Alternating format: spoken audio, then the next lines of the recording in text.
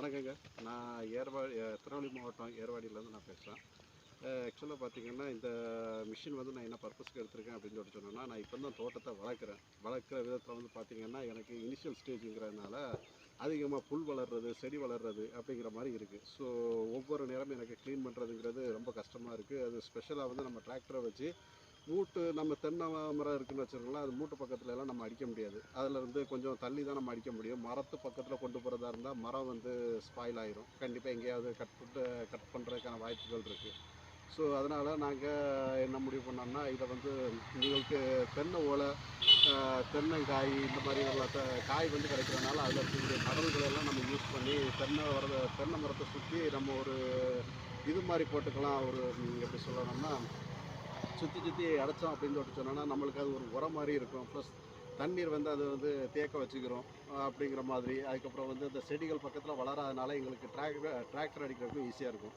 So அப்படின்னு பார்த்தா நம்மளுக்கு வந்து ஒரு ஸ்ப்ரெடர் மிஷின் வந்து இருந்தால் நல்லாயிருக்கும் அப்படின்னு சொல்லிட்டு ஐடியா இருக்குது. எனக்கு இதை பற்றி பேசிக்காக வந்து ஒன்றும் தெரியாது.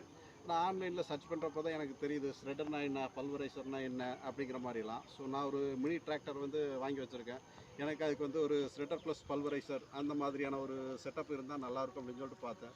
ஸோ ஆன்லைனில் ட்ரை பண்ணுறப்போ பார்த்தீங்கன்னா நிறைய மேனுஃபேக்சரர் இருக்காங்க. ஆனால் நம்மளுக்கு வந்து அந்த ப்ரைஸ் ப்ளஸ் மெட்டீரியல் வைஸ் வந்து பார்த்திங்கன்னா எனக்கு மற்றவங்கள விட இவங்க கொஞ்சம் கன்வீனியண்ட்டாக தெரிஞ்சாங்க.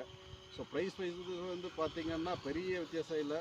ஓகே, அது அக்செப்டபுள் ரேஞ்சில் இருக்குது. மெட்டீரியல் கிரேடு வந்து ரொம்ப நல்லா இருக்குது. அதுக்கப்புறம் இவங்க கொடுக்கக்கூடிய வாரண்ட்டி வந்து வேறு யாருமே வந்து கொடுக்கல. ஆக்சுவலாக பார்த்தீங்கன்னா மற்ற மேனுஃபேக்சரர் வந்து 1 இயர் தான் கொடுக்குறாங்க. ஆனால் இவங்க வந்து 2 இயர்ஸ் மேனுஃபேக்சரர் கொடுக்காங்க. ஸோ அது எனக்கு ஒரு ப்ளஸ் பாயிண்ட்டாக இருந்தது. அதனால் எனக்கு எல்லாமே வந்து ஓகே இருந்தது. மிஷினுடைய பெர்ஃபார்மன்ஸ் எப்படி இருக்குன்னு சொல்லிட்டு தெரியலை. ஆனால் இங்கே வந்து அவங்க செக் பண்ணி காட்டினாங்க. காட்டின விதத்தில் எனக்கு பார்க்கும்பொழுது நல்லா இருக்குது. அதை நீங்கள் இப்போ இதிலே வந்து அடித்ததுலேயே வந்து பார்த்துருக்கலாம். எனக்கு போதுமான அளவுக்கு கிடைக்குது. ஸோ இதை வச்சு நான் என்னுடைய பர்பஸ் என்னவோ அதை நான் நிறைவேற்றிக்கிற முடியும். அதனால் மேற்கொண்டு எனக்கு அந்த டிராக்டரை வச்சு அடிக்கும் பொழுது தென்னை மரத்தை ஒட்டி இருக்கக்கூடிய பகுதிகள் வந்து எந்த இதுவும் பாதிக்கப்படாது. அதனால் எனக்கு இது ஒரு நல்ல ஒரு இது. ஸோ இந்த மேனுஃபேக்சரர் வந்து பிஜே இன்ஜினியரிங். நீங்கள் யாராவது வந்து வேணும்னு ஆசைப்பட்டீங்கன்னா இனி ஃப்யூச்சரில் இவங்களை காண்டாக்ட் பண்ணுங்கள். ஸோ மெட்டீரியல் வைஸ் வந்து சாட்டிஸ்ஃபைடு. EN 2438 பிளேடு வந்து போடுறாங்க. பிளேடு வந்து ஓகே அக்செப்டபுள். 2 இயர்ஸில் என்ன ப்ராப்ளம் வந்தாலும் பார்த்துக்கிடுவாங்க.